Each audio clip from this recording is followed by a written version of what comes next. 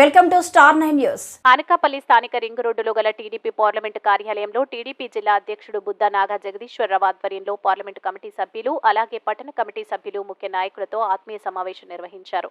ఈ సమావేశానికి ముఖ్య అతిథిగా అనకాపల్లి నియోజకవర్గ జనసేన టీడీపీ బీజేపీ ఉమ్మడి అభ్యర్థి కొలతల రామకృష్ణ హాజరయ్యారు. ఈ సమావేశంలో కొనతాల రామకృష్ణ మాట్లాడుతూ ముఖ్యమంత్రి జగన్మోహన్ రెడ్డి సొంత జిల్లాలో అన్నమయ్య ప్రాజెక్టు గేట్లు కొట్టుకొని పోయి కొన్ని గ్రామాలు కొట్టుకుపోగా స్వయంగా సొంత జిల్లాలోనే వందలాది మంది చనిపోవడం ఇంతకన్నా సిగ్గుచేటు ఏమైనా ఉంటుందా అన్నారు. జరిగిన దురదృష్టకరమైన ఘటనకు నైతిక బాధ్యత వహించి ముఖ్యమంత్రి పదవికి రాజీనామా చేయకుండా రాష్ట్రంలో దుర్మార్గపు పాలన కొనసాగిస్తున్నారని దుయ్యబట్టారు. స్వయంగా ప్రధానమంత్రి శంకుస్థాపన చేసిన రాజధానిని కాదని 3 రాజధానిని ప్రకటించడానికి నీకెంత ధైర్యం ఉండాలన్నారు. శిశుపాలుడిలా జగన్మోహన్ రెడ్డి చేసిన 100 తప్పులు పూర్తి అయిపోయినాయని, ఇక కళ్ళు తెరిచిన మోడీ సుదర్శన్ చక్రం విడిచిపెట్టారని జగన్పై విమర్శన అస్త్రాలను సంధించారు. అంబేద్కర్ స్థాపించిన రాజ్యాంగం ప్రజాస్వామ్యం తిరిగి రావాలంటే ఈ దుష్ట పాలనను అంతమొందించేందుకు అందరం కలిసి ముందుకు వెళ్లాలన్నారు. తన గెలుపు మీ అందరి సహకారం కావాలని కోరారు. అనకాపల్లి జిల్లాని అత్యంత సుందరంగా తీర్చిదిద్దేందుకు అవకాశం కల్పించాలన్నారు. మనం ఒక అదృష్టంగా భావించాలి.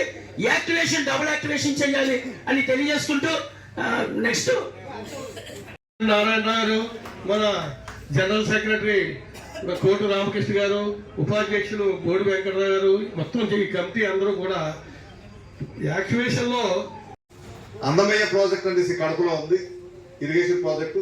ఆ ఇరిగేషన్ ప్రాజెక్ట్ గేట్లు పెట్టకపోవడం వల్ల వర్షాలు భారీగా పడి ఆ గేట్లు కొట్టుకుపోయి ఆ వరద నీటితో కొన్ని గ్రామాలు కొట్టుకుపోయినాయి. కొన్ని వందల మంది చనిపోయారు. స్వయంగా ముఖ్యమంత్రి జిల్లాలోనే ఇటువంటి కార్యక్రమం జరిగిందంటే ఇంతకంటే సిగ్గు చేయటటువంటి విధం ఏదండి. ఈ ఒక్క ఇన్సిడెంట్ చాలు ముఖ్యమంత్రి రాజీనామా చేసి పదవికి వెళ్ళిపోవాలి. ఆ రోజు లాల్ బహదూర్ శాస్త్రి గారు ఒక ట్రైన్ యాక్సిడెంట్ జరిగిందని దానికి సంపూర్ణ బాధ్యత తీసుకొని ఆయన రైల్వే మినిస్టర్గా రాజీనామా చేశారు. అటువంటి చరిత్రలో ఉన్నటువంటి నాయకులు ఉన్నారు. కానీ చరిత్ర ఈయన తిరగరాయడం అలవాటు, ఈయన రివర్స్ స్టాండర్స్ కదా అన్ని.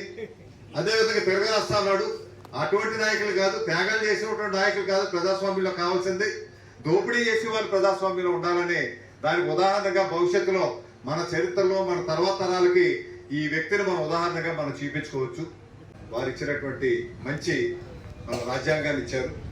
ఆ రాజ్యాంగాన్ని పరిరక్షించుకునేటువంటి కార్యక్రమం ఈ రోజు రాష్ట్రంలో జరగాలి.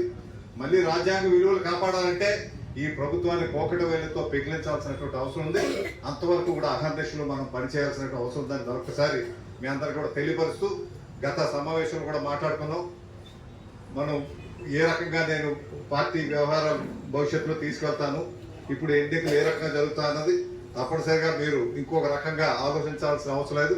మనమంతా ఒక కుటుంబ సభ్యులు లాంటి వాళ్ళని. పేరుకే జెండాలు తప్పితే అల్టిమేట్ గా ఒకటే. మన నాయకులే ఆ రకంగా కలుస్తున్నప్పుడు మనం కూడా కింద స్థాయిలో ఆ రకంగా కలవాల్సిన అవసరం ఉంది. ఒక గెలుపు ఇక్కడ, నా గెలుపు ముఖ్యం కాదు. ఇక్కడ మనకి ఈ పొత్తు భాగస్వాములు అందరూ కూడా గెలవడం అన్నది చారిత్రక అవసరం. ఇది ఈ రాష్ట్రాన్ని కాపాడుకోవాలి కాబట్టి ఈ త్యాగాలు అన్ని వైపుల నుంచి కూడా జరిగాయి. అందరూ కూడా చేయాల్సిన అవసరం ఉంది. కానీ భవిష్యత్తులో మనకి మంచి రోజులు ఉన్నాయి కాబట్టి మీలో కూడా చాలా మంది కేసులు కానీ చాలా అన్యాయాలుగా అక్రమాలుగా చాలా దొంగ కేసులు పెట్టి చాలా రకాలుగా చేసుంటారు. అవన్నీ కూడా మళ్ళీ మన ప్రభుత్వం వస్తుంది. తప్పనిసరిగా అందరికీ న్యాయం జరిగే విధంగా కార్యక్రమం జరుగుతుంది. భవిష్యత్తులో ఏ కార్యక్రమం చేయాలన్నా ఒక మోడల్ నియోజకవర్గంగా మన అనకాపల్లిని అభివృద్ధి పరచుకోవాల్సినటువంటి అవసరం ఎంత ఉంది. దానికి మీ సంపూర్ణ సహాయ సహకారాలు ఎప్పుడు కావాలి.